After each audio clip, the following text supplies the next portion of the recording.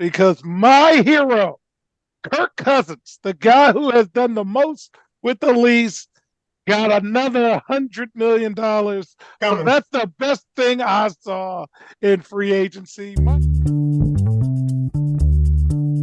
Greetings and salutations, and welcome to the Odd Coaches Podcast. I am your host, Dr. Keith Adams, and with us today on this Top Shelf Tuesday edition, as we recap NFL free agency, Giants fan number one, Mike King. Mike, how you doing today? And get ready to tell me how bad the Giants did. I think they didn't do that bad. So, yeah, I'm doing well. All right. And our favorite administrator, Robert Abney, covering Texas for us. Robert, how are you? I am well, sir. There's a lot of wailing and gnashing of teeth about the lack of progress made by the Cowboys. Yes, that's why I said we're pitching underhand. So, fans, in segment one, we're going to do the best, worst, and most surprising things we saw about free agency. In segment two, we're going to talk roster construction and additional free agency moves. And in segment three, we're going to do final takeaways, and that should be fun. But first, recap of free agency.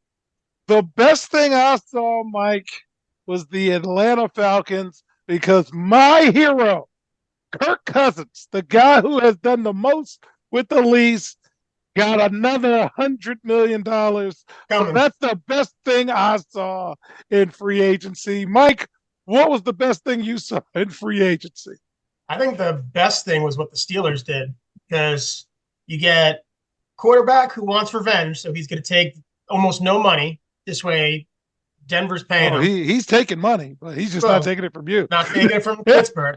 And then they trade for Fields for a sixth, which could be a fourth, and Fields has already shown he could be potentially a starting quarterback in the NFL. So you got two quarterbacks. You're paying them almost nothing, mid-draft pick, and you could put money into the rest of the team, which is what it takes for – unless you have a Patrick Mahomes, that's what it takes to win. You need to save money at that position and put that $40 to $50 million somewhere else. So I thought Pittsburgh kind of handled it like masterfully. All right. Robert, what was the best thing you saw in free agency? Well, Kirk Cousins getting his bag of money. I mean, hey. It blew up the text messages. Get your bag of money while you can get your bag of money. I mean, that's what it comes down to. Pittsburgh did really well. I just want to give a shout out to the Patriots, because they're retreading Jacoby Brissett. This is either the fourth or the fifth time. I'm not 100% sure. Well, hey, at least they got somebody they knew. I don't know what that was, but whatever. Okay. So now the worst thing that I saw was the Dallas Cowboys not doing anything. Now, fans, I grew up a Dallas Cowboys fan, but I stopped at Tony Dorsett. I'm sorry, that's me. But my brother's a fan. My high school teammates are a fan. George Ockert, who couldn't make it today, he's a fan. And in the text chat that I had with the fellas, they talked about, hey, they got a long snapper.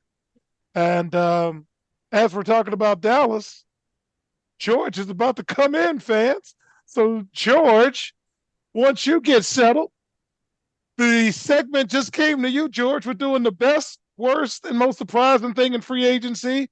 Don't tell me the best anymore.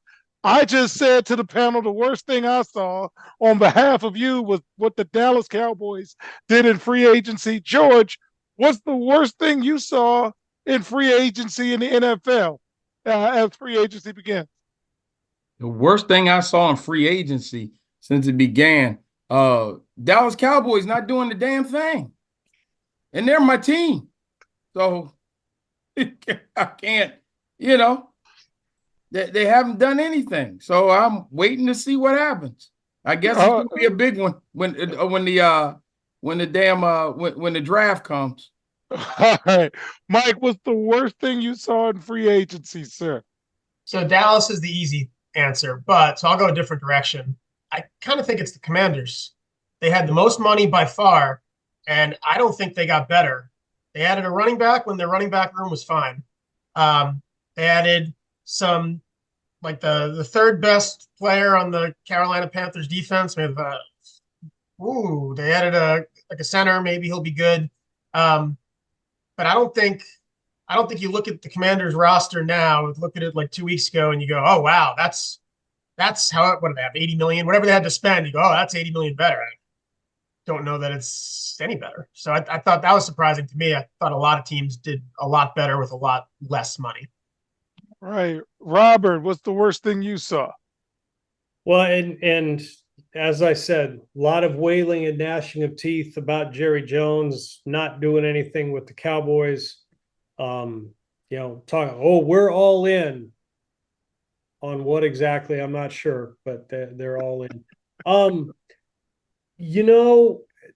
Here's something just to think about. I'm not sure it's the worst thing, but the Rams lost one of the best defensive players of the past decade with Aaron Donald retiring, and didn't do anything to fill that hole. So they're going to have to figure that out somehow, because that's a big one. That's a big one. All right. So most surprising, I'm going to go opposite, Mike. I was surprised that the Washington Commanders have some semblance of a plan. So, to my knowledge, they're trying to fill up their roster with guys before the draft so they can draft best available instead of drafting for need. As somebody with a terminal degree in this thing, I'm like, okay, might not be the best plan, but it's a plan. And I can see that is what you're trying to do. So good luck to you. Mike, what's the most surprising thing you saw in the early part of free agency? So I think it's two teams changing basically their roster management identity. So the Philadelphia Eagles have always put money into certain places, and running back wasn't one of them. They always got decent production out of lower end running backs, and it's worked out. And they trade for guys who are pretty good and but low paid, and it works out. And now they put big money into Saquon. We'll see. And then you have the Giants, who have been putting money into all the wrong places, and they spent their free agency locking up the best defensive end that was available in Brian Burns and trading almost nothing for him. The Panthers had an offer from the Rams for 2 firsts and a second 2 years ago. The Giants traded, like a second and a fifth. So Panthers, pathetic. But they put the money there. They put the money in a tackle. They put the money in a guard. They put the money in a center. And they got a running back for cheap, Singletary, who was a playoff team running back last year on a team that no one thought would make the playoffs. That great rookie quarterback, but he was a part of it. So the Giants are starting to spend money in the trenches, which is where they spent money when they won Super Bowls. And the Eagles are now spending money in the places that are, the places that are more the luxury positions, which is what put the Giants in the trouble that they were in. So short term, the Eagles will probably be fine because they're still loaded. But long term, it's just a different strategy. I kind of like the Giants' strategy. Now they got to get rid of the quarterback, find a new one that's cheap, and keep investing in the line. Because when you have 3 or 4 defensive ends that can get to the quarterback, you go far in the playoffs. That's just how it always is. So I like what they did. All right. George, what's the most surprising thing you saw in free agency this week? Couple things. I'll piggyback off of Mike. One, the Eagles went out and spent all this money and got Saquon and stuff. They had one big retirement. London retired, middle linebacker. And in part 2, that locker room is a mess. That locker room has not been addressed. The Eagles lost 6 of the last 7 games last year, and they looked horrible. There is a problem there, and that has not been addressed yet. So until that's addressed, I have no faith in the Eagles whatsoever. The other big one that was for me is the how the Baltimore Ravens continue to hit the jackpot it continues. The pickup of Henry, by the way, I was hoping that the Cowboys would get in on that sweepstakes, but they didn't. But to pick up Derrick Henry, to go and go with Lamar Jackson to keep defensives honest. And he's not done. And so we're going to see what all that's going to turn out to be. But yeah, that's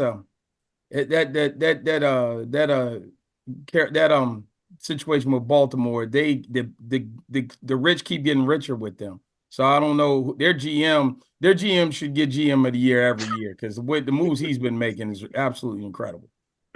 All right, Robert, what was most surprising to you? So let me just play devil's advocate with what George was talking about with Derrick Henry. How important is a guy like Derrick Henry to Baltimore anyway when they have Lamar Jackson? Because, and Mike talked about this earlier, running backs have been, people don't pay for running backs anymore. Those days are gone. And did they waste money trying to pick up Derrick Henry when they can run some third-round draft pick out there and get essentially the same production? Because the offense is still going to go through Lamar Jackson. They're not going to all of a sudden change their offense and start giving Derrick Henry, 20 carries a game just because they have him. And it seems silly to pay him any significant amount of money for 8 carries for 42 yards when you can get some other guy to do that. I think to be fair, they'll give him the carries until the playoff game. Then he'll get his 8 carries, and John Harbaugh will do John Harbaugh next. I was about to say that they are built off of a running scheme. You don't want your quarterback taking that many big shots. And Derrick Henry can get you yards you need, because especially those short yardage. And then Mike had to bring up Harbaugh forgetting who the team was in identity when it comes playoff time. Well, it happens again. It happens again. But it is what it is. But them being a running team first, you got to remember, they're not Kansas City. So they're not coming up with creative ways to run the football with, motion one way and traps on the backside and zone blocking. They're straight ahead, bust you in the mouth, and we're going to run it down your throat. And Derrick Henry's going to fit in great there. I bet you it'll cut down on the number of yards Lamar has, because they don't have to run him as much. And then that's the big thing. You don't want him to take shots he doesn't have to. Not about the scrambles, but it's the shots that he doesn't have to take. So, I think Saquon would have been interesting there. Yeah, that's who I wanted the Giants to draft. I wanted Lamar Jackson, and then the next year Saquon. And I think the two of them together, that's unstoppable. Saquon would have been great there because he's a multi-talented back that can catch a ball out of the backfield. And then you have Zay Flowers, and that offense would have looked even better. All right. So, fans, when we get back, we're going to look at the league as a broad stroke, and our panel is going to go in whatever direction they want to about free agency. We'll be right back on the Odd Coaches Podcast. Why should student athletes use the CKA SAVE Project academic and athletic consulting services? Over the past 15 to 20 years, colleges, universities, professional sports teams, business organizations, and others have increased their use of consulting services to improve their decision-making processes and results. Over the same time, the athletic and academic landscape has changed for high school and college student athletes as the NCAA has raised initial academic eligibility requirements for student athletes while decreasing the number of transfer restrictions. Former college student athletes have noted that they were academic and athletically unprepared for the rigors of college. Let the CKA SAVE Project's close to 30 years of academic and athletic experience help guide student athletes to increase success as we work to help student athletes achieve the goal of obtaining a college degree.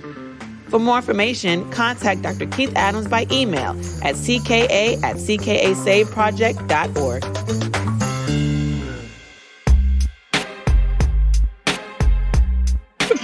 Welcome back to the iCoaches Podcast. In segment 2, we're talking roster construction and additional free agency moves that caught your attention. So we're not going to go through all 32 teams, but I know our panel follows teams. So I'm going to start with you, George. Is there any team that just kind of caught your eye, team or two, with what they did in free agency? Pittsburgh Steelers. They get the award from me.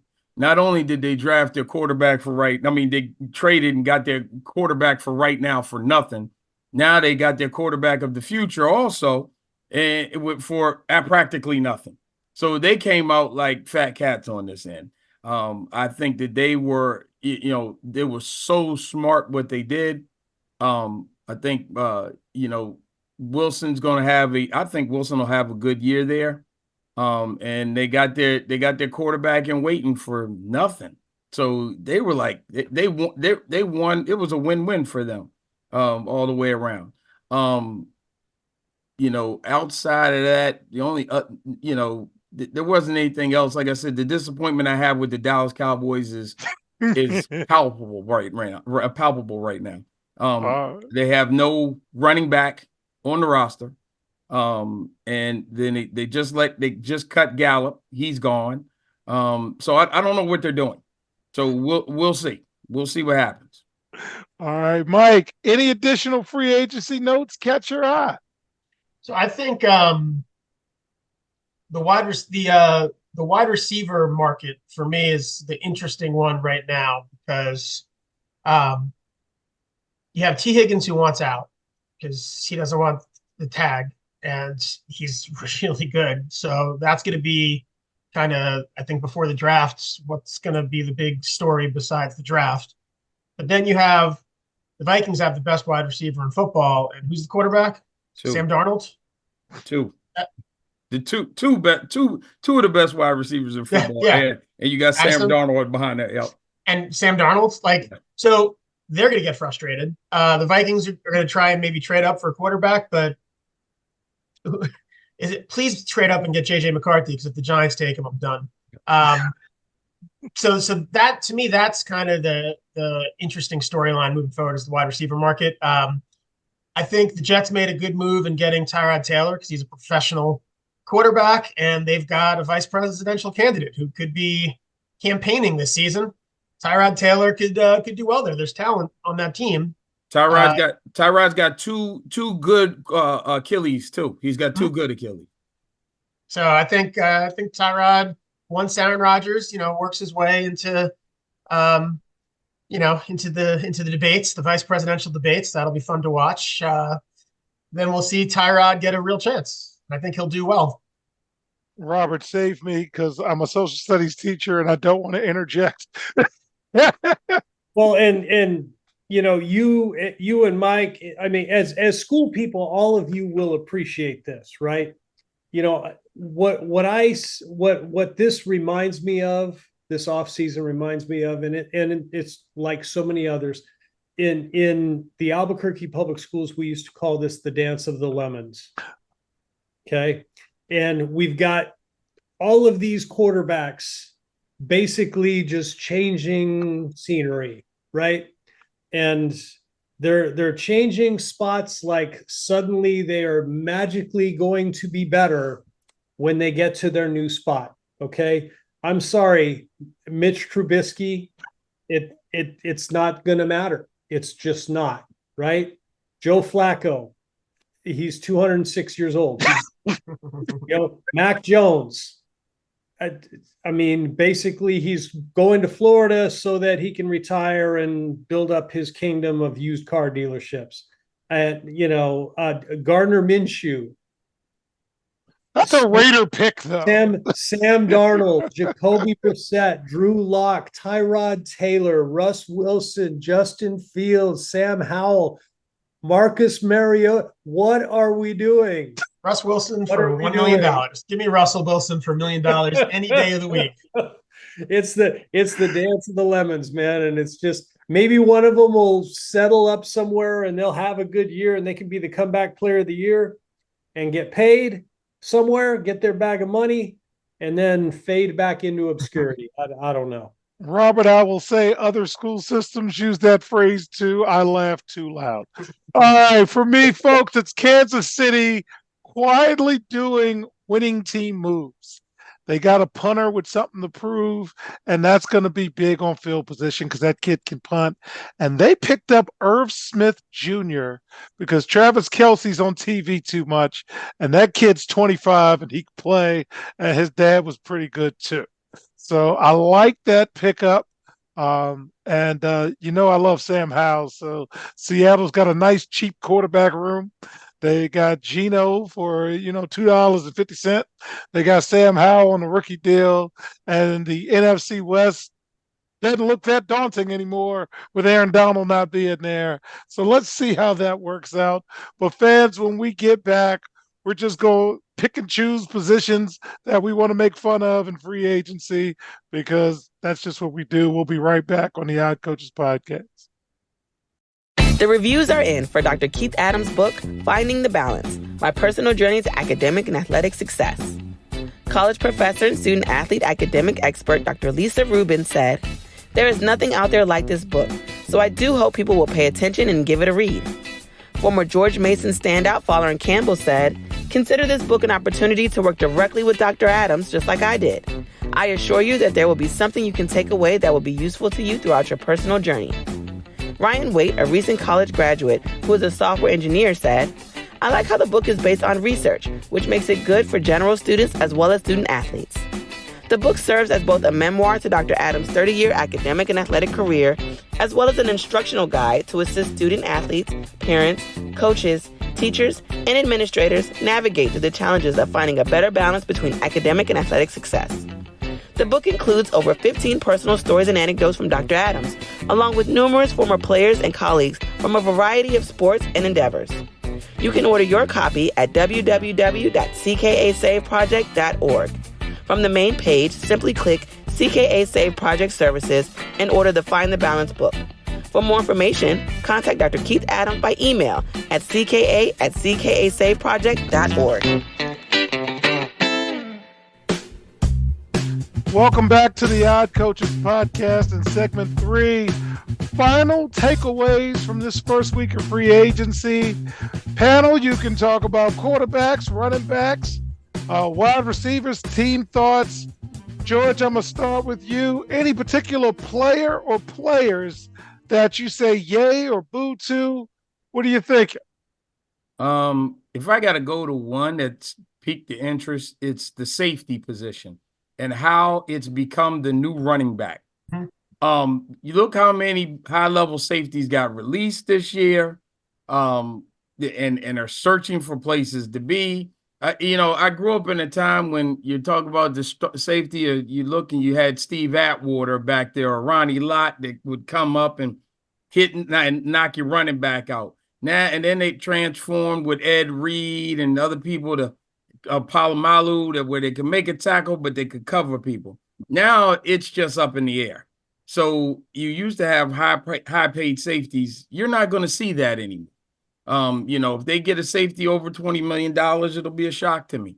Because so many of them got released this year. So we'll see. That's the glaring one that stood out to me. All right. Mike, what about you? Any players catch your eye this week with free agency, good, bad, or indifferent? So I'll go with the running back market. And Saquon got over 12 and Josh Jacobs got 12. And that's better than it has been recently. But the cap went up a lot. So that's not really 12 on what we're used to 12 million being worth, inflation for the cap. So whatever that is, 10, 11, which is still more maybe than they've been getting. But then everybody else, there were quality running backs. DeAndre Swift, 8. Derrick Henry, 8. Tony Pollard, 7.2.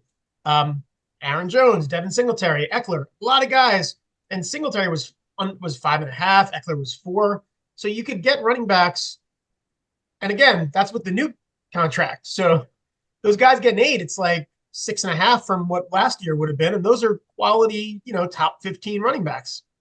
So the running back market didn't get better.